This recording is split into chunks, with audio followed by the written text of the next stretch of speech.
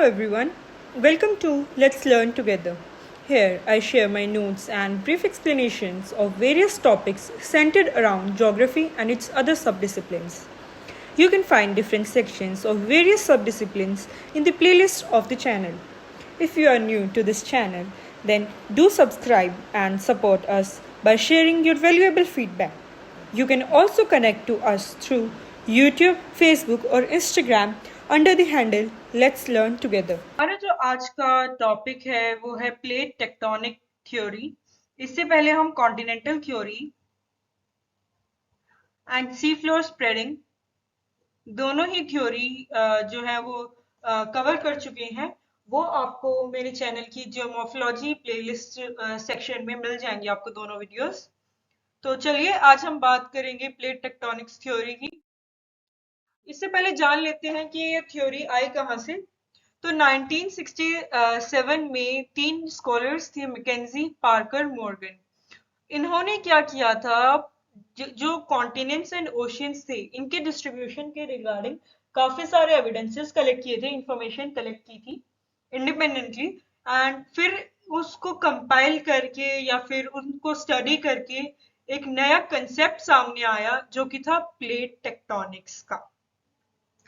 सबसे पहले ये जान लेते हैं कि ये प्लेट टेक्टोनिक्स है क्या। आप इनको प्लेट टेक्टोनिक कह लीजिए या टेक्टोनिक प्लेट कह लीजिए। तो ये एक massive irregularly shaped slab of solid rock है, यानी कि पत्थर का एक बहुत बड़ा टुकड़ा। एंड ये आपका जनरली आपका continental lithosphere and oceanic lithosphere दोनों ही इन स्लैब्स से बने हैं, यानी कि प्लेट टेक्टोनिक से बने हैं। सबसे पहले ये जो टर्म है प्लेट, ये फर्स्ट यूज किया था टूजो विल्सन ने 1965 के दौरान। बट पूरी स्टडी होके, पूरी इंफॉर्मेशन कलेक्ट करके स्टडी होके ये थ्योरी सामने आई थी 1967 में। अब इस थ्योरी की अगर हम जनरली बात करें तो ये थ्योरी क्या कहती है कि आपका जो अर्थ है वो बना है प्लेट टेक्टोनिक्स से। आपका जो क्रस्ट है वो बना है प्लेट टेक्टोनिक्स से, ठीक है, जो कॉन्टिन्यूसली मूवमेंट में है। एंड हमारा जो पूरा अर्थ है, क्रस्ट है, वो इन प्लेट्स के ऊपर बसा हुआ है। तो जब इन प्लेट्स को कैटेगराइज करते हैं तो हमारे दो कैटेगराइजेशन सामने आती हैं। एक तो है मेजर प्लेट्स, एक है माइनर प्लेट्स। मेजर प्लेट्स की अगर हम बात करें तो हमारे पास 7 मेजर प्लेट्स हैं, जो कि है Antarctica plate, north American plate, south American plate, Pacific plate, Indo Australian plate, African plate and Eurasian plate. जैसा कि इस पिक्चर में भी गिवन है, आप ये सारे जो प्लेट्स हैं यहाँ पर आइडेंटिफाई कर सकते हैं। Pacific, north American, south American, African, ये इंडियन एंड ऑस्ट्रेलियन, यूरेशियन, फिर से यहाँ पे अंटार्कटिका प्लेट आ गई। अब यहाँ पे ये सारी हमारी मेजर प्लेट्स हैं। अब ये तो अभी मेजर, इसके अलावा हमारे पास काफी सारी माइनर प्लेट्स भी हैं, यानी कि छोटी छोटी प्लेट्स भी हैं, जैसे कि Arabian, Bismarck, Caribbean, Cocos, Carolina, Juan de Fuca, Nazca, Philippine, Persian, Anatolian, China and Fiji. ये सारी हमारी माइनर प्लेट्स हैं एंड इनको भी आप यहाँ पर इस मैप में जो है स्पॉट कर सकते हैं। ये देखिए, ठीक है, ये सारी हमारी हैं माइनर प्लेट्स। अब हमने प्लेट टेक्टोनिक्स की बात कर ली। अब जो एक चीज आपको याद रखने की है कि पहली चीज तो ये टेक्टोनिक जो प्लेट्स है ना, ये कॉन्टिन्यूसली मूवमेंट, मोशन में है या मूवमेंट में है। अच्छा, आपके काफी सारे जो अर्थ पर जो है एक्टिविटीज होती हैं, जैसे वोल्केनोज, वोल्केनो इरप्शन, आपका अर्थक्वेक, ठीक है, ये सारे जो प्रोसेसेस हैं वो भी कहीं ना कहीं इन टेक्टोनिक प्लेट्स के कारण ही होते हैं। आपका जो क्रस्ट है, ट्रस्ट अगर बिल्ड होता है वो भी इन्हीं की वजह से होता है, एंड अगर उसका डिस्ट्रक्शन होता है वो भी इन्हीं की वजह से होता है। अब कोई भी अगर जैसे पत्थर का टुकड़ा है या प्लेट है, उनके कॉर्नर्स पे उनकी बाउंड्रीज होंगी, एजेस होंगी, ठीक है, एंड यहाँ यहीं पर जो है मूवमेंट होती है, ठीक है। तो अब हम इन मूवमेंट्स को पढ़ेंगे, क्या मूवमेंट होती है या फिर क्या बाउंड्रीज हैं ये। तो तीन टाइप है मेनली हमारे पास यहाँ पे, convergent boundary, divergent boundary and transform boundary. यहाँ पे छोटे छोटे आइकन्स भी दिए गए हैं उनको डिनोट करने के लिए, आप थोड़ा बहुत यहीं से आइडिया ले सकते हैं। जब दो प्लेट एक दूसरे की तरफ आएंगी तो वो कन्वर्जेंट बाउंड्री होगी, एक दूसरे से अगर वो लोग दूर जाती हैं तो वो डाइवर्जेंट बाउंड्री है, एंड थर्ड आती है ट्रांसफॉर्म बाउंड्री, जब वो एक दूसरे को पास कर जाती हैं। ठीक है, when they slide past each other.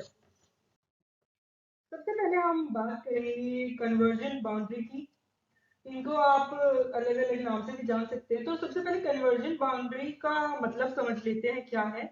Convergent आपका आया है वर्ड कन्वर्ज से, यानी कि जब दो प्लेट्स एक दूसरे के करीब आएंगी, एक दूसरे अपोजिट साइड से एक दूसरे की तरफ आएंगी, तो वो होगी आपकी कन्वर्जेंट बाउंड्री। इसको हम डिस्ट्रक्टिव प्लेट मार्जिन भी कहेंगे, डिस्ट्रक्टिव प्लेट मार्जिन। एंड इसका रीजन यहाँ पे क्या है कि यहाँ पे आपका जो क्रस्ट है उसका डिस्ट्रक्शन होता है। अब वो कैसे होगा वो मैं अभी आपको आगे बताऊंगी। ठीक है, आप इनको कंज्यूमिंग प्लेट मार्जिन भी कह सकते हैं, मैं यहीं पर लिख देती हूँ दूसरा नाम, कंज्यूमिंग प्लेट मार्जिन। ठीक है, एंड कन्वर्जेंट तो है ही। तो अब इस प्लेट बाउंड्री में मेनली क्या होता है, सपोज ये दो प्लेट्स हैं, plate A and plate B. ये जब एक दूसरे की तरफ आएंगी, ये यहाँ पर जब टकराएंगी, सबसे पहले तो थोड़ा बहुत डिस्ट्रक्शन दोनों प्लेट बाउंड्रीज पर होगा। दूसरा क्या होगा, इनमें से जो भी डेंसर प्लेट है, जिसकी भी डेंसिटी ज्यादा है, वो पहले वाली प्लेट के नीचे जो है सबडक्ट हो जाएगी, सिंक हो जाएगी। ठीक है, ठीक है। अब जैसे ये अब ये डायग्राम देखिए, ये इसको ए मान लीजिए, इसको बी मान लीजिए। ठीक है, अगर ए की डेंसिटी ज्यादा है तो ये यहां से क्या होगी, बी के नीचे चली जाएगी अंदर मेंटल में, एंड ये जो है यहाँ ऊपर की तरफ आएगी। ठीक है, अब ये जो जोन है जहां पे ये सबडक्शन होता है, एक प्लेट दूसरी प्लेट के नीचे खिसक जाती है, मेंटल की तरफ चली जाती है, उस एरिया को हम कहेंगे सबडक्शन जोन। ये जोन क्या होगा हमारा, सबडक्शन जोन। ठीक है, अब इसमें भी एक कैच है। कन्वर्जेंट बाउंड्री के बारे में अगर अब हम आगे बात करें तो जो ये कोलिजन होता है, यहाँ पे तीन तरीके से ये कोलिजन होगा।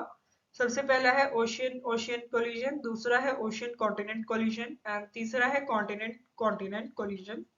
इसको पढ़ने से पहले जो चीज आपको याद होनी चाहिए या पता होनी चाहिए वो ये है कि आपकी जो प्लेट्स है ना वो दो तरीके की होंगी, एक होती है ओशियनिक, एक होती है कॉन्टिनेंटल।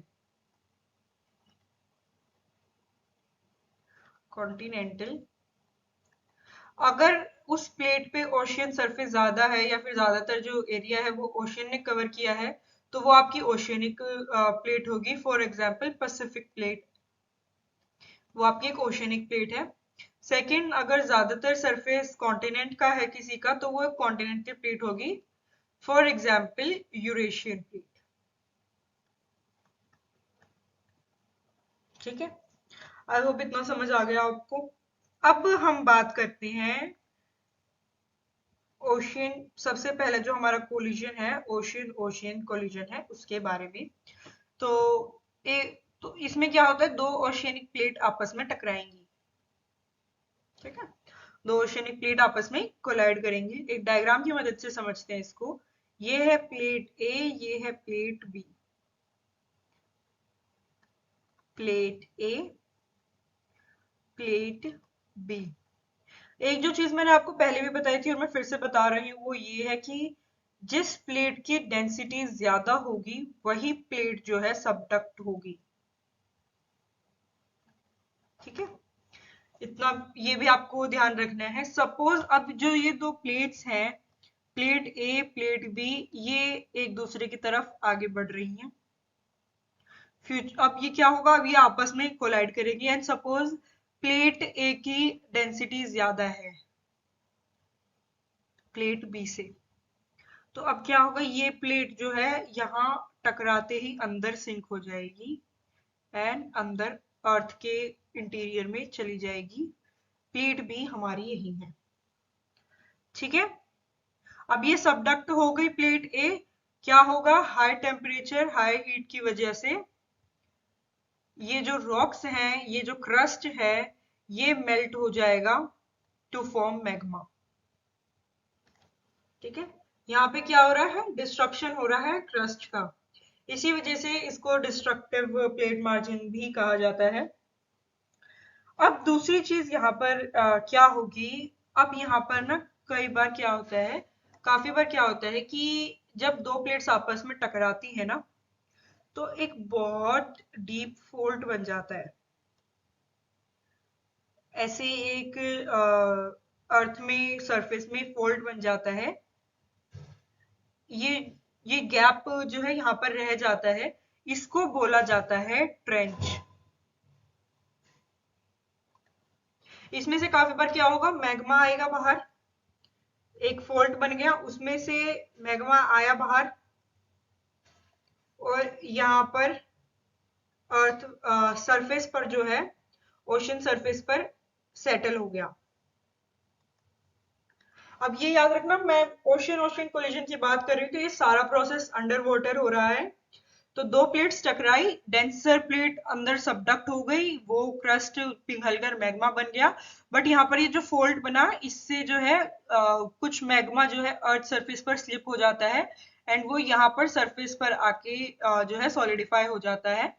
दूसरी चीज क्या होती है, जब दो प्लेट्स टकराती हैं, एक फोल्ड ऐसे ओपन रह जाता है जिसको बोला जाता है ट्रेंच, ठीक है।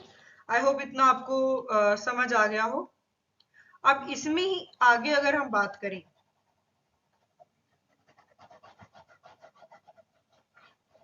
इसको मैं रब कर देती हूँ, एक सेकेंड।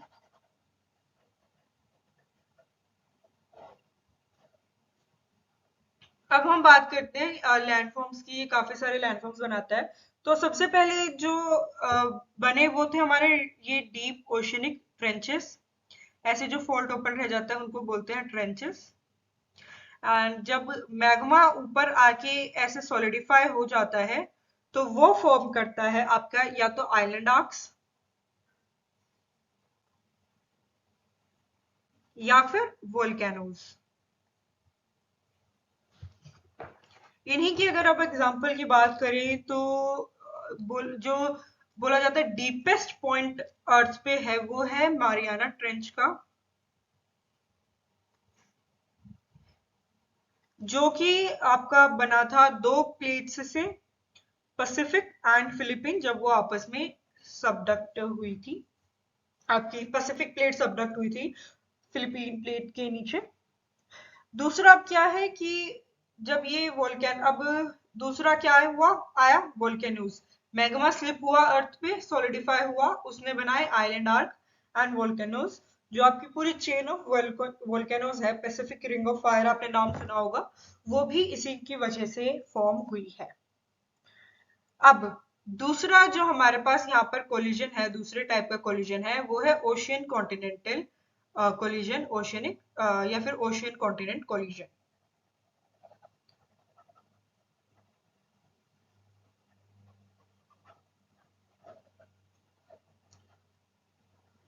मैं इसको भी रब कर देती हूँ।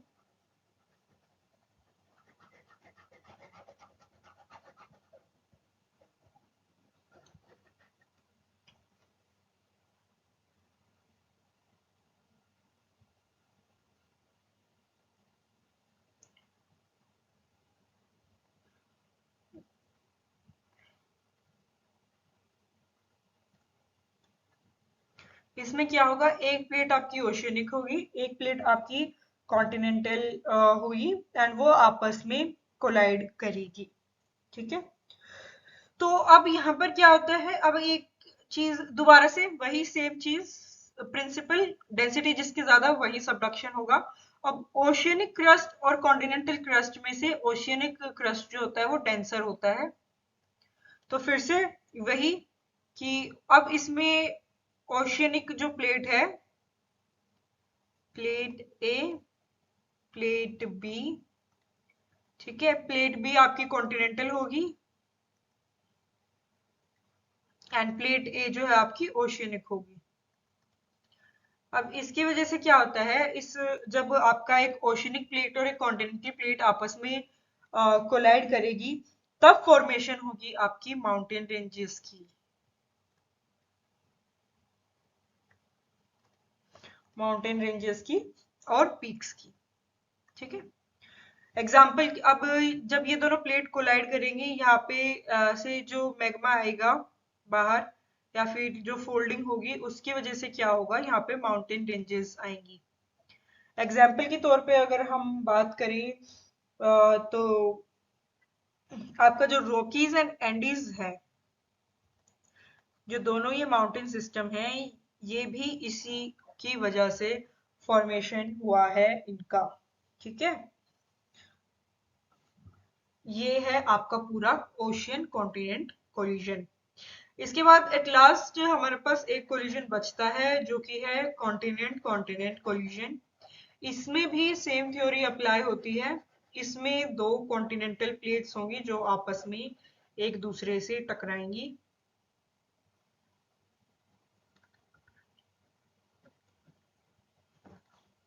दो कॉन्टिनेंटल प्लेट्स होंगी जो आपस में एक दूसरे से टकराएंगी।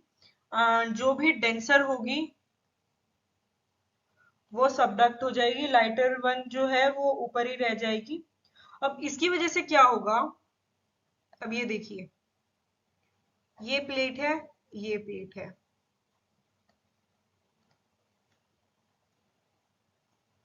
दोनों का जब इनका क्रस्ट टकराएगा आपस में, तो जो ब्रेकेज होगी यहाँ पर, जो सेडिमेंट्स होंगी, अब हो सकता है ये जो प्लेट ए है ये तो यही है, प्लेट बी आई है, इनके बीच में पहले ओशियन था। अब ये दोनों प्लेट आपस में अट्रैक्ट हुई, एक दूसरे की तरफ आए, तो ये जो प्लेट बी है ना, ये ओशियन से सेडिमेंट्स भी लेके आएगी। जब ये आपस में यहाँ पर टकराव होगा तो कुछ फोल्डिंग होगी इस पार्ट पे, कुछ फोल्डिंग होगी इस पार्ट पे, एंड यहाँ पे जो ये सरफेस है ना, ये पूरा अपलिफ्ट हो जाएगा, ठीक है। ये पूरा अपलिफ्ट होके एक माउंटेन या पीक का फॉर्मेशन होगा यहाँ पर, ठीक है। जब ये आपस में एक दूसरे से टकराते हैं, स्क्वीज होते हैं, अपथ्रस्ट होते हैं, तब फॉर्मेशन होती है माउंटेन्स की। एग्जाम्पल के तौर पे अगर बात करें, जो हमारा हिमालयाज है, हिमालयन माउंटेन सिस्टम है, वो भी इसी की वजह से हुआ है। जब आपकी इंडो ऑस्ट्रेलियन प्लेट जाकर टकराई यूरेशियन प्लेट के साथ, तब जो अपलिफ्टमेंट हुई उसकी वजह से राइज हुआ था हिमालयन माउंटेन सिस्टम का। ये सब था आपका कन्वर्जेंट बाउंड्री के बारे में। अब हम बात करते हैं, हमारा नेक्स्ट जो बाउंड्री सिस्टम है वो है डाइवर्जेंट प्लेट बाउंड्रीज का। इनको हम कंस्ट्रक्टिव प्लेट मार्जिन भी कहते हैं। इसका दूसरा नाम है कंस्ट्रक्टिव प्लेट मार्जिन। अब इसका नाम कंस्ट्रक्टिव क्यों पड़ा, क्योंकि जब ये दो प्लेट्स एक दूसरे से दूर जाएंगी तो अर्थ के अंदर से, इंटीरियर से जो है मेंटल से मैग्मा बाहर आएगा, वो यहाँ पर आके जो है सेटल हो जाएगा, जिससे राइज होगा आपके न्यू क्रस्ट का। तो यहाँ पर जो है क्रस्ट फॉर्मेशन होता है, इस वजह से इसको जो है कंस्ट्रक्टिव प्लेट मार्जिन भी कहते हैं। अब इससे पहले जो मैंने एक थ्योरी आपको पढ़ाई थी सी फ्लोर स्प्रेडिंग की, उसमें भी सेम ही जो चीज है या फिर फिनोमेना है वही होता है। उसमें भी क्या होता है कि आपके जो प्लेट्स हैं वो एक दूसरे से दूर जाती हैं, अंदर से मैग्मा बाहर आके सेटल हो जाता है, ठीक है। कुछ टाइम बाद फिर ये और दूर होती हैं, फिर दोबारा से मैग्मा आके सेटल हो जाता है, एंड इस तरह से जो है आपका पूरा सी फ्लोर स्प्रेड होता है। ये पूरा आप उस वीडियो में जाकर देख सकते हैं एंड समझ सकते हैं। ठीक है, तो ये था आपका डाइवर्जेंट प्लेट बाउंड्री के बारे में। अब फीचर्स की अगर बात करें तो जैसे मैंने बताया आपको न्यू क्रस्ट फॉर्मेशन होता है यहाँ पे। तो क्या क्या वो फीचर्स हैं जो बिल्ड होते हैं। तो सबसे पहले तो मिड ओशनिक रिजेस, दो बाउंड्रीज या दो प्लेट्स जब एक दूसरे से दूर जाएंगी,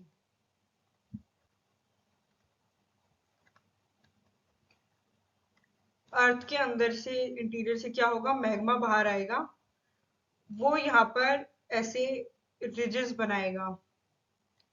ठीक है, तो जब ओशियन में ये पूरी एक्टिविटी होती है तब फॉर्मेशन होता है मिड ओशियनिक रिजेस का। दूसरा है रिफ्ट वैलीज। वैलीज के बीच में जो ये आपने एक बहुत डीप गैप देखा है, वैलीज की जो वी शेप्ड वैलीज होती हैं, इनका भी कहीं ना कहीं फॉर्मेशन होने का कारण यही है। तो ये भी एक तरीके से जो है ना ट्रेंचेस बनते हैं। एंड लास्ट आता है आपका फिशर वोल्केनोज।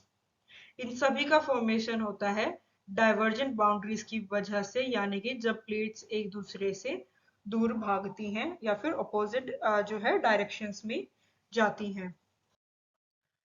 लास्ट हमारे पास जो है वो है ट्रांसफॉर्म फोल्ड बाउंड्रीज। अब इन बाउंड्रीज में क्या होता है, दो आप इनको ना स्लाइड, सबसे पहले तो दूसरा नाम यहाँ पर लिखा हुआ है स्लाइडिंग बाउंड्रीज भी कहा जाता है इनको, या फिर इनको दूसरा नाम कहा जाता है शिया प्लेट मार्जिन या फिर कंजर्वेटिव प्लेट मार्जिन। कंजर्वेटिव किस लिए, ना तो यहाँ पे क्रस्ट बनता है ना यहाँ पे क्रस्ट डिस्ट्रॉय होता है। यहाँ पर क्या होगा, दो प्लेट्स होंगी, वो एक दूसरे के पास से गुजर जाएंगी बिना टकराए। ठीक है, इसलिए इसको स्लाइडिंग बाउंड्री भी कहा जाता है। यहाँ पर जो है हॉरिजॉन्टल मूवमेंट हो रही है प्लेट्स की। ठीक है, तो वो एक दूसरे के आसपास, जैसे भीड़ में लोग चलते हैं ना खिसक जाते हैं, वैसे ही ये प्लेट आपस में जो है खिसक जाती है। बट इसका ये मतलब नहीं है वहां पर कुछ होता नहीं है। सपोज, यानी कि ये टकराती नहीं है। ये प्लेट ए है, ये प्लेट बी है। प्लेट ए आपकी इस तरफ आ रही है नीचे की तरफ, प्लेट बी ऊपर की तरफ जाती है। ठीक है, अब ये आसपास चल रही है। रुको मैं फिर से ही बना देती हूँ डायग्राम, ये क्लियर नहीं है थोड़ा।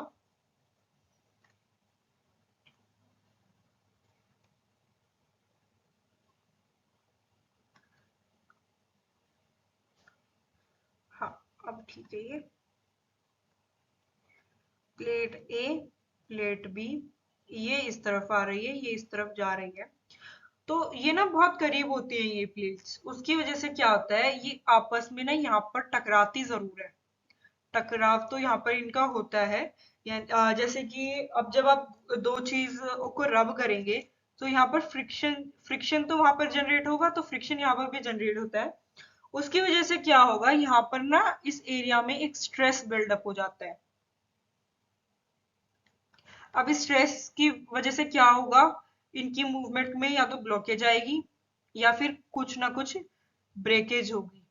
ठीक है, जब ये दोनों आपस में ऐसे स्लाइड करेंगे और यहाँ पे एक फोल्ड जनरेट होगा, वही आपका कहीं ना कहीं रीजन होता है अर्थ सरफेस पे अर्थक्वेक के आने का। एंड जो मैक्सिमम अर्थक्वेक होते हैं वो भी इन्हीं वजह से जो है आते हैं। ठीक है, तो अब एग्जाम्पल के तौर पे बात करें तो 1906 में एक बहुत भयंकर आपका अर्थक्वेक आया था सैन फ्रांसिस्को में। उस अर्थक्वेक के होने की वजह भी यही थी, दो ट्रांसफॉर्म बाउंड्रीज थी जो आपस में स्लाइड कर रही थी एंड उनके बीच में जो फ्रिक्शन जनरेट हुआ उसकी वजह से स्ट्रेस बिल्ड हुआ, ब्लॉकेज हुई एंड फोल्ट जनरेट हुआ, जिसकी वजह से वो पूरा अर्थक्वेक आया। ये था पूरा आपका प्लेट टेक्टोनिक थ्योरी के बारे में। Thank you. Thank you for being part of this video, and if you liked it, do not forget to share it with your friends and family, and also subscribe to our channel and press the bell icon.